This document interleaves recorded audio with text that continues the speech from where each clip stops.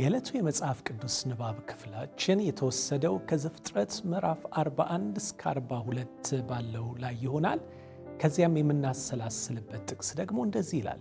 እግዚአብሔር መከራዬን ሁሉ የአባቴንም ቤት እንድረሳ አድርጎኛል። መከራ በተቀበልኩበት ምድር እግዚአብሔር ፍሬያማ አደረገኝ ይላል ዘፍጥረት 41 52 ላይ።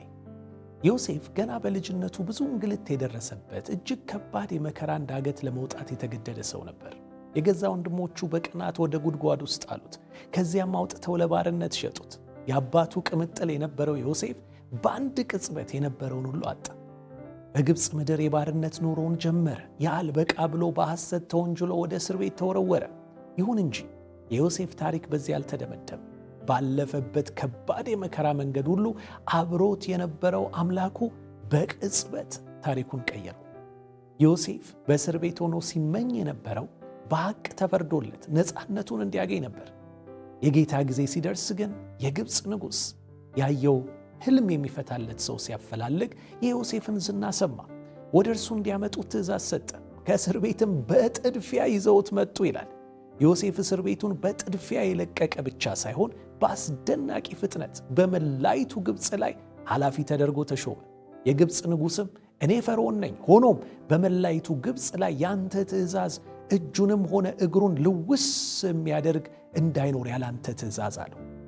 ይህንን ሁሉ ዮሴፍ ካሳለፈ በኋላ ነበር የሁለቱን ልጆቹን ስም ምናሴና ኤፍሬም ብሎ ያወጣላቸው። እግዚአብሔር መከራዬን ሁሉ የአባቴንም ቤት እንድረሳ አድርጎኛል ሲል የመጀመሪያ ልጁን ምናሴ ያለው ይላል። ሁለተኛውን ልጁን ደግሞ መከራ በተቀበልኩበት ምድር እግዚአብሔር ፍሬያማ አደረገኝ ሲል ኤፍሬም ብሎ ጠራው። በእርግጥም የምናመልከው አምላክ በመከራችን የማይለየን፣ በማጽናናቱ ስቃያችንን የሚያስረሳን አምላክ ነው። ዮሴፍ በአባቱ ቤት የነበረውን የቅምጥልነት ሕይወት እስኪረሳ ድረስ በሕልውናው እግዚአብሔር አጽናናው። በጎደለው ሁሉ ሙላት ሆነለት። እንደዚሁም በዚያው መከራን በጠገበበት ምድር የተትረፈረፈን ፍሬ ሰጠው። ይህ አፍቃሪና ሁሉን ቻይ አምላክ ዛሬም በዙፋኑ ላይ ነው። እኛም የምናልፍበት የተለያየ የመከራን ጎዳና ያውቃል። የመከራችንን ስቃይ የሚያስረሳን ብቻ ሳይሆን ደግሞም መከራችንን ወደ ስኬት መወጣጫ መሰላልነት መለወጥ የሚችል አምላክ ነው። እዚህ ላይ ታዲያ የመከራችንን ስቃይ በመርሳት ፍሬያማ በመሆን መካከል ያለውን ልዩነት ጠንቅቀን መረዳት ይኖርብናል። ብዙ ጊዜ በመከራችን ፍሬያማ የማንሆነው ጉዳታችንን ለመርሳት ፈቃደኞች ስለማንሆን ነው።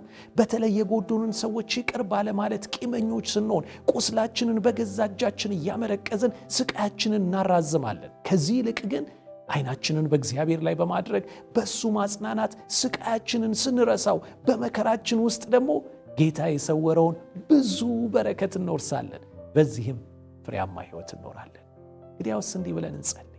አባት ሆይ በማጽናናትህ የመከራችንን ስቃይ እንድታስረሳን ደግሞ በመከራችን ውስጥ ፍሬያማ ሕይወት እንድታኖረን እንጸልያለን።